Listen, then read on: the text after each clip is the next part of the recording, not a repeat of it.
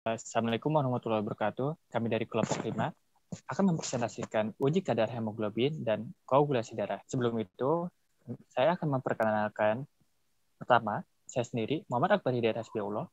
Kedua, Elia Sobrina. Yang ketiga, Vina Apriliani. Yang keempat, Fikri Nur Rahman. Adapun latar belakangnya, pemeriksaan laboratorium hematologi merupakan pemeriksaan darah yang berhubungan dengan biokimia sel darah. Hal ini penting untuk mendiagnosis beberapa penyakit kelainan darah seperti kekurangan hemoglobin yang lazimnya disebut dengan anemia. Untuk mengetahui apakah seseorang kekurangan darah atau tidak dapat diketahui dengan pengukuran kadar hemoglobin. Penurunan kadar hemoglobin dari normal mengidentifikasikan bahwa seseorang sedang kekurangan sel darah merah. Nilai normal kadar Hb untuk wanita dewasa adalah 12 sampai 14 per desiliter. Adapun untuk laki-laki 14 sampai 16 gram per desiliter. Keping darah berperan penting dalam hemostasis, yaitu penghentian darah dari pembuluh darah yang cedera. Pembentukan bekuan yang biasa disebut dengan koagulasi darah memperkuat sumbat keping darah dan mengubah darah di sekitar tempat cedera menjadi gel. Faktor-faktor yang berperan dalam proses tersebut antara lain ialah trombosit dan faktor pembuluh darah.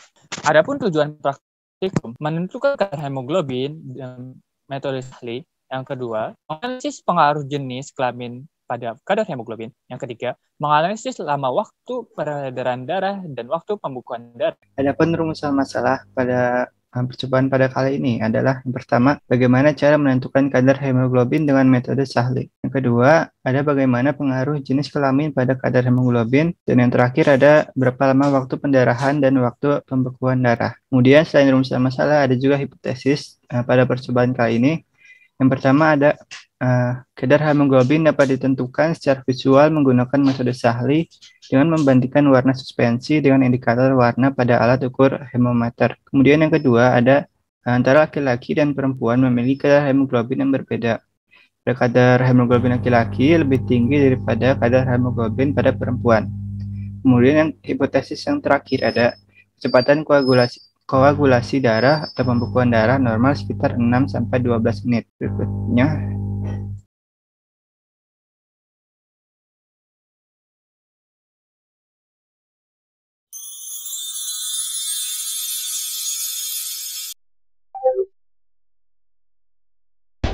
Assalamualaikum warahmatullahi wabarakatuh. Perkenalkan, nama saya Muhammad Akbar dengan NIM 69. Nama saya Vina Apriliani, NIM 74. Saya Elia Sobrina, NIM 22. saya Fikri Nur Rahman. Kami dari kelompok 5 yang akan melakukan uji kadar hemoglobin dan koagulasi darah. Stay tune ya.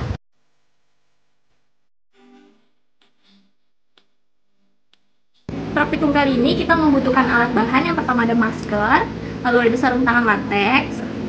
Di sini ada HCl 0,1 Aquades. Di sini ada indikator hemometer, lalu pipet hemometer, tabung hemometer beserta pengaduknya, kertas hari, alkohol 70%, pipet, lalu ada tusuk gigi, pen dari blood lancet beserta jarumnya, lalu di sini ada kaca benda dan juga kapas.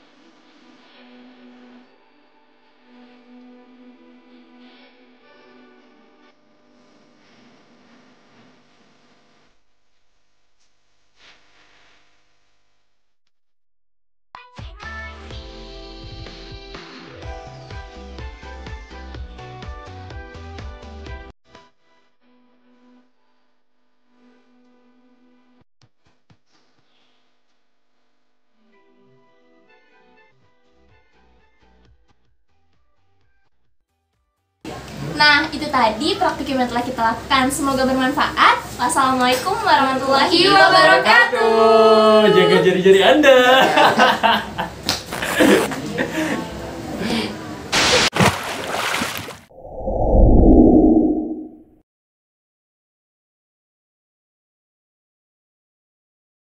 Nah, setelah dilakukannya uji coba, didapati hasil pengamatan sebagai berikut. Yang pertama, ada tabel uji kadar hemoglobin, yaitu didapati dari 2 probandus, yaitu yang berjenis kelamin perempuan, yaitu 12,2 gram per desiliter, dan yang berjenis kelamin laki-laki, yaitu 14,8 gram per desiliter. Kemudian di sini ada hasil pengamatan uji waktu perdarahan probandus Vina Apriliani. Di sini berdasarkan pengamatan pada detik ke-30 bintik luka yang dihasilkan itu besar, kemudian di detik yang ke-60 masih besar, kemudian pada detik ke 180, pada detik ke-90 di sini bintik lukanya juga masih besar, kemudian pada detik ke-120 di sini bintik yang dihasilkan itu kecil. Selanjutnya sudah tidak ada bintik luka lagi. Kemudian di sini probandus akbar pada detik ke-30 dihasilkan bintik luka yang sangat besar. Kemudian pada detik ke-60 di sini sudah dihasilkan bintik luka yang kecil, dan seterusnya sudah tidak ada bintik luka lagi. Maka di sini probandus Vina Apriliani waktu perdarahannya itu sebanyak 2 menit atau 120 detik. Kemudian untuk probandus akbar di sini waktu perdarahannya itu sebanyak 1 menit atau 60 detik. Di sini hasil pengamatan uji waktu beku darah. Untuk probandus Vina Apriliani pada detik ke-30, 60, 90 maupun 120 belum terdapat benang fibrin. Akan tetapi pada detik ke-150 di sini probandus Vina Apriliani sudah terdapat benang fibrin. Untuk probandus akbar benang fibrin ini terdapat pada detik ke-180. Maka di sini Vina Apriliani waktu beku darahnya itu pada detik ke-150 atau 2,5 menit, sedangkan pada probandus akbar itu waktu beku darahnya itu selama 3 menit. Nah, berdasarkan data pengamatan, probandus perempuan memiliki kadar hemoglobin 12,2 gram per desiliter, dan probandus laki-laki memiliki kadar hemoglobin 14,8 gram per desiliter. Nah, menurut Anamisa tahun 2015, nilai normal dari HB untuk laki-laki yaitu 14-16 gram per desiliter, sedangkan nilai normal HB untuk perempuan adalah 12-16 gram per desiliter. Sehingga dari kedua probandus ini dinyatakan memiliki standar hemoglobin normal dalam darah. Laki-laki memiliki kadar hemoglobin yang lebih tinggi daripada wanita karena aktivitas laki-laki lebih banyak dan berat, sehingga pria memiliki massa otot yang lebih besar dan membutuhkan lebih banyak energi dibandingkan wanita. Jika kadar hemoglobin rendah, hal tersebut pertanda bahwa seseorang mengalami anemia. Nah, pentingnya untuk mengetahui kadar hemoglobin darah karena ketika adanya penurunan kadar hemoglobin, maka kita kekurangan sel darah merah. Karena kekurangan hemoglobin dan jumlah sel darah merah ini akan mengurangi pasokan oksigen dalam tubuh sehingga dapat menyebabkan beberapa penyakit gitu seperti sesak nafas, pusing dan lainnya. Kemudian berdasarkan data pengamatan didapatkan probandus Vina memiliki waktu perdarahan sebanyak 2 menit, sedangkan probandus akbar memiliki waktu perdarahan sebanyak 1 menit. Menurut Hall, bila ujung jari ditusuk dengan jarum tajam, maka perdarahan biasanya berlangsung 1-6 menit. Lama perdarahan sangat bergantung pada dalamnya luka. Kekurangan salah satu dari berbagai faktor pembekuan dapat memperpanjang waktu perdarahan. Uji waktu pembekuan dilakukan dengan ujung jari yang ditusuk jarum, kemudian darah yang keluar dari jari diteteskan pada kaca benda.